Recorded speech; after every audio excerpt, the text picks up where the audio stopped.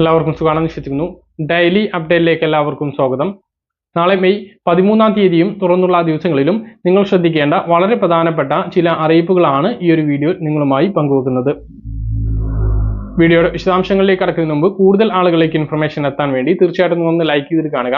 ഫേസ്ബുക്കിലൂടെ കാണുന്ന ആളുകൾ ഫോളോ ചെയ്യുക. വീഡിയോയുടെ വിശദമായ വിവരങ്ങളിലേക്ക് വരാം. ആദ്യത്തെ അറിയിപ്പായിട്ട് പറയാനുള്ളത്, ഉപയോഗിക്കാതെ കിടക്കുന്ന അക്കൗണ്ടുകൾ പഞ്ചാബ് നാഷണൽ ബാങ്ക് സെറ്റിൽ ചെയ്യാൻ വേണ്ടി പോവുകയാണ്. കഴിഞ്ഞ 3 വർഷമായി ഈ 2024 ഏപ്രിൽ 30 വരെ ഉപയോഗിക്കാതെ കിടക്കുന്ന പഞ്ചാബ് നാഷണൽ ബാങ്കിലെ സീറോ ബാലൻസ് അക്കൗണ്ടുകളാണ് ഇങ്ങനെ സെറ്റിൽ ചെയ്യുന്നത്. ഈ അക്കൗണ്ട് ഇല്ലാതാക്കുന്നത്. തുടർന്നും ഈ അക്കൗണ്ടുകൾ ഉപയോഗിക്കണം എന്നുള്ള ആളുകൾ ഉടൻ തന്നെ ബാങ്ക് ശാഖയിലെത്തി KYC നടപടികൾ പൂർത്തീകരിക്കണം എന്ന് പഞ്ചാബ് നാഷണൽ ബാങ്ക് അറിയിച്ചിട്ടുണ്ട്. എന്നാൽ കേന്ദ്ര സംസ്ഥാന സർക്കാരുകളുടെ വിവിധ ക്ഷേമ പദ്ധതികളിൽ അംഗങ്ങളായിട്ടുള്ളവർക്ക് ഈ അക്കൗണ്ടുകൾ തുറന്നും പോവാനുള്ള ഒരു അവസരം ഉണ്ടാകും. ഇതിനുള്ള ഒരു സമയം നൽകിയിട്ടുള്ളത് 2024 മെയ് 31 ജൂൺ 1 മുതലാണ് അക്കൗണ്ട് പ്രവർത്തനരഹിതമാകുക. തുടർന്നും ജൂൺ 1 ശേഷം അക്കൗണ്ട് പ്രവർത്തനരഹിതമാകണമെങ്കിൽ പുതിയ രേഖകൾ നൽകിക്കൊണ്ട് അപേക്ഷ സമർപ്പിക്കേണ്ടി വരും. മറ്റൊരു പ്രധാനപ്പെട്ട അറിയിപ്പ്, ബാങ്കിംഗ് ഇതര ധനകാര്യ സ്ഥാപനങ്ങളിൽ നിന്നും സ്വർണ്ണ വായ്പ എടുക്കുന്നത് വളരെ സാധാരണമാണ്. എന്നാൽ ഇനി മുതൽ സ്വർണ്ണ വായ്പ എടുക്കുന്ന ആളുകൾക്ക് പണമായിക്കൊണ്ട് 20,000 രൂപ മാത്രമാണ് ലഭിക്കുക. ബാക്കി തുക ലോൺ എടുക്കുന്ന ആളുടെ ബാങ്ക് അക്കൗണ്ടിലേക്ക് കൈമാറും. തുടർച്ചയായിട്ട് ബാങ്ക് അവധി വരുന്ന ദിവസങ്ങളിൽ സ്വകാര്യ ധനകാര്യ സ്ഥാപനങ്ങളിൽ സ്വർണം വെച്ച് പണം കൈവശപ്പെടുത്താം എന്ന് കരുതുന്ന ആളുകൾ, പ്രത്യേകിച്ച് ആശുപത്രി ചെലവുകളൊക്കെ പെട്ടെന്ന് ഉണ്ടാകുന്ന സമയത്ത് സ്വകാര്യ ധനകാര്യ സ്ഥാപനങ്ങളെ സമീപിക്കാറുണ്ട്. അങ്ങനെയുള്ള ആളുകൾക്ക് ഇത് വലിയ തിരിച്ചടിയാണ്. നേരിട്ട് 20,000 രൂപ മാത്രമാണ് കിട്ടുക. അതിനുശേഷം ബാങ്ക് അക്കൗണ്ടിലേക്കാണ്, ബാക്കിയുള്ള തുക ബാങ്ക് അക്കൗണ്ടിലേക്കാണ് ലഭിക്കുക. കൂടുതൽ തുക ഉണ്ട് എങ്കിൽ ATM-ലൂടെ പിൻവലിക്കുന്നതിന് ഒരു പരിധി ഉണ്ടാകും. അത് വളരെ ബുദ്ധിമുട്ടുണ്ടാക്കുന്ന ഒരു കാര്യമാണ്. അങ്ങനെ ഒരു നിയന്ത്രണം റിസർവ് ബാങ്കിന്റെ ഭാഗത്തു നിന്നും വന്നിട്ടുണ്ട് എന്നുള്ളത് അറിയിക്കുകയാണ്. സംസ്ഥാനത്ത് പനി മരണം കൂടുകയാണ്. മലപ്പുറത്ത് മഞ്ഞപ്പിത്തം ബാധിച്ച് ഇന്ന് 2 പേർ മരിച്ചു. ഇതോടെ മലപ്പുറത്ത് മാത്രം മഞ്ഞപ്പിത്തം ബാധിച്ച് മരിച്ചവരുടെ എണ്ണം 8 ആയി. മലപ്പുറത്ത് കഴിഞ്ഞ 5 മാസത്തിനിടെ 3000 പേരെ രോഗികളായിട്ട് റിപ്പോർട്ട് ചെയ്തിട്ടുണ്ട്. നിലമ്പൂർ മേഖലയിലാണ് രോഗം ശക്തമാകുന്നത്. ഈ വർഷം ജനുവരി മുതൽ നിലമ്പൂർ മേഖലയിൽ 3184 സംശയാസ്പദമായ വൈറൽ ഹെപ്പറ്റൈറ്റിസ് കേസുകളും 1032 സ്ഥിരീകരിച്ച കേസുകളും റിപ്പോർട്ട് ചെയ്തിട്ടുണ്ട്. സംശയാസ്പദമായ 5 മരണങ്ങളും സ്ഥിരീകരിച്ചിട്ടുണ്ട്. ഏറ്റവും കൂടുതൽ കേസുകൾ റിപ്പോർട്ട് ചെയ്തത് പോത്തുകല്ല്, കുഴിമണ്ണ, ഓമാഞ്ഞൂർ, പൂക്കോട്ടൂർ, മൊറയൂർ, പെരുവള്ളൂർ എന്നീ പഞ്ചായത്തുകളിലും മലപ്പുറം നഗരസഭയിലുമാണ്. മഞ്ഞപ്പിത്തം അതിരൂക്ഷമായിരിക്കുന്ന സാഹചര്യത്തിൽ നാടൻ ചികിത്സകൾ ഒഴിവാക്കി ഹോസ്പിറ്റലുകളെ സമീപിക്കാൻ വേണ്ടി ആരോഗ്യവകുപ്പിൻ്റെ നിർദ്ദേശമുണ്ട്. രോഗം ആന്തരിക അവയവങ്ങളെ പെട്ടെന്ന് ബാധിക്കുന്ന ഒരു സ്ഥിതിയുണ്ട്. പാലക്കാട് ജില്ലയിൽ മണ്ണാർക്കാട് പനി ബാധിച്ച് 3 വയസ്സുകാരി മരിച്ചു. എല്ലാ ആളുകളും മഴക്കാലപൂർവ്വ ശുചീകരണ പ്രവർത്തനങ്ങൾ ശക്തമാക്കണമെന്ന് ആരോഗ്യമന്ത്രി വീണ ജോർജ് നിർദ്ദേശിച്ചു. പ്രധാനപ്പെട്ട അറിയിപ്പ്, ക്ഷേമ പെൻഷൻ വിതരണവുമായി ബന്ധപ്പെട്ടുള്ള അപ്ഡേഷൻ ആണ്. ക്ഷേമ പെൻഷൻ വിതരണം ചെയ്യാൻ സർക്കാർ വളരെ പ്രയാസപ്പെടുന്നുണ്ട് എന്നാണ് ഇപ്പോൾ ലഭിക്കുന്ന വിവരങ്ങൾ. ഏപ്രിൽ 3000 കോടി രൂപ സർക്കാർ കടമെടുത്തിരുന്നു.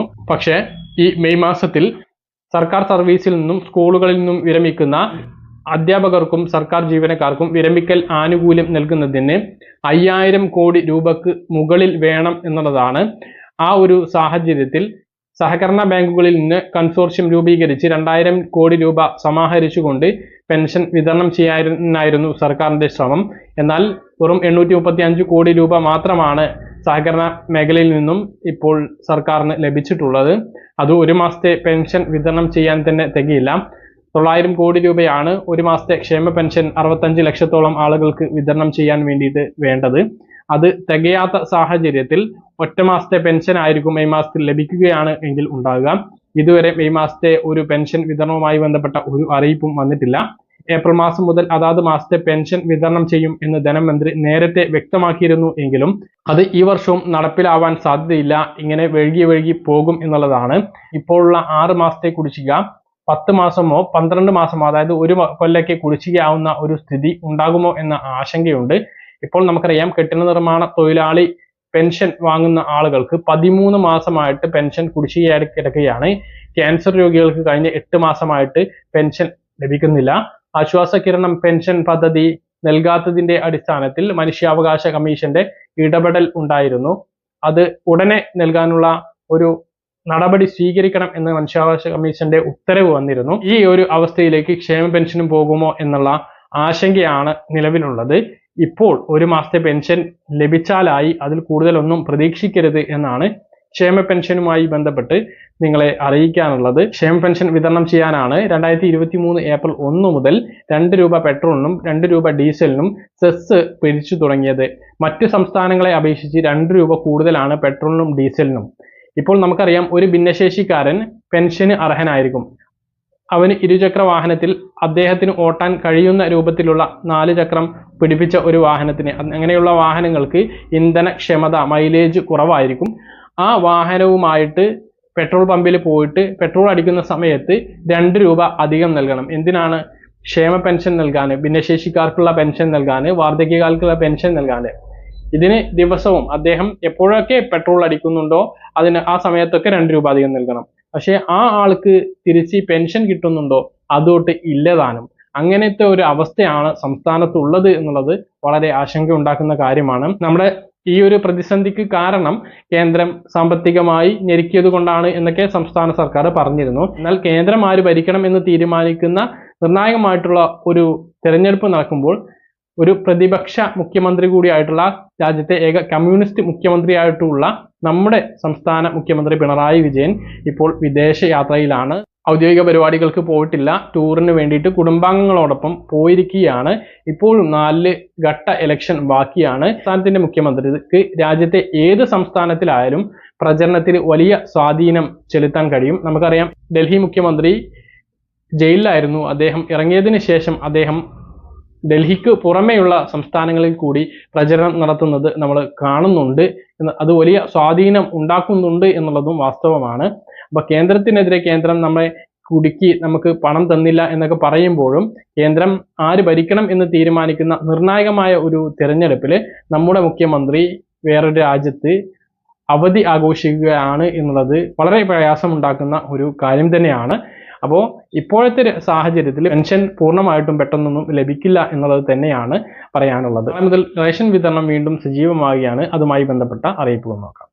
ഞായർ അവധിക്ക് ശേഷം സംസ്ഥാനത്തെ മെയ് മാസ റേഷൻ വിതരണം നാളെ മുതൽ വീണ്ടും സജീവമാകും. റേഷൻ കടയിൽ പോകുന്ന ആളുകൾ സമയം നോക്കി പോകാൻ വേണ്ടി ശ്രദ്ധിക്കുക. അതായത് രാവിലെ 8 മണി മുതൽ ഉച്ചയ്ക്ക് 11 മണി വരെയും ഉച്ചയ്ക്ക് ശേഷം 4 മണി മുതൽ രാത്രി 8 മണി വരെയുമാണ് റേഷൻ കടകൾ പ്രവർത്തിക്കുന്നത്. ഇപ്പോൾ ഒട്ടുമിക്ക സാധനങ്ങളും റേഷൻ കടയിലേക്ക് സ്റ്റോക്ക് എത്തിക്കൊണ്ടിരിക്കുകയാണ്. പൂർണ്ണമായിട്ടും എത്തിയിട്ടുണ്ടോ എന്ന് റേഷൻ കടയിൽ വിളിച്ചന്വേഷിച്ചു പോവുക. അവസാന ദിവസങ്ങളിലെ തിരക്ക് ഒഴിവാക്കാൻ നേരത്തെ പോകുന്നതാകും നല്ലത്. ഇന്ത്യയിലെ മുതിർന്നവർ താമസിക്കുന്ന ജയിലുകളിൽ 9600-ലധികം കുട്ടികളെ പാർപ്പിച്ചു എന്ന ഞെട്ടിപ്പിക്കുന്ന പഠന റിപ്പോർട്ടുകൾ ഇപ്പോൾ പുറത്തു വന്നിരിക്കുകയാണ്. ഇത് രാജ്യത്തിന് നാണക്കേടുണ്ടാക്കുന്ന ഒന്നാണ്. ജയിലിൽ നിന്നും പുറത്തിറങ്ങിയ ശേഷം ഡൽഹി മുഖ്യമന്ത്രി കെജ്രിവാൾ ഊർജിതമായിട്ടുള്ള തെരഞ്ഞെടുപ്പ് പ്രചാരണത്തിലാണ്. ഇന്ത്യ മുന്നണി അധികാരത്തിലെത്തിയാൽ 10 ഗ്യാരണ്ടി കെജ്രിവാൾ പ്രഖ്യാപിച്ചു. സൗജന്യ വൈദ്യുതി, ആരോഗ്യ സുരക്ഷ, വിളകൾക്ക് താങ്ങുവില, അഗ്നിവീർ നിർത്തലാക്കൽ എന്നിവയാണ് ഇതിലെ സുപ്രധാന പ്രഖ്യാപനങ്ങൾ. മോഡി സർക്കാർ ഗ്യാരണ്ടികൾ നടപ്പിലാക്കുന്നതിൽ പരാജയപ്പെട്ടു എന്നും കെജ്രിവാൾ കുറ്റപ്പെടുത്തി. കേരളത്തിൽ 5 ദിവസം മഴയ്ക്ക് സാധ്യതയുണ്ട് എന്ന് കാലാവസ്ഥാ നിരീക്ഷണ കേന്ദ്രം അറിയിച്ചു. തിരുവനന്തപുരം, പത്തനംതിട്ട, എറണാകുളം, വയനാട്, കണ്ണൂർ എന്നീ ജില്ലകളിൽ ഇന്ന് യെല്ലോ അലേർട്ടാണ്. പറഞ്ഞ കാര്യങ്ങൾ കൃത്യമായിട്ട് മനസ്സിലാണെന്ന് കരുതുന്നു. ഇതുപോലുള്ള ഇൻഫർമേഷൻ ലഭിക്കാൻ ചാനൽ സബ്സ്ക്രൈബ് ചെയ്യുക, ബെൽ ഐക്കൺ എനേബിൾ ചെയ്ത് വെക്കുക. മറ്റൊരു വീഡിയോ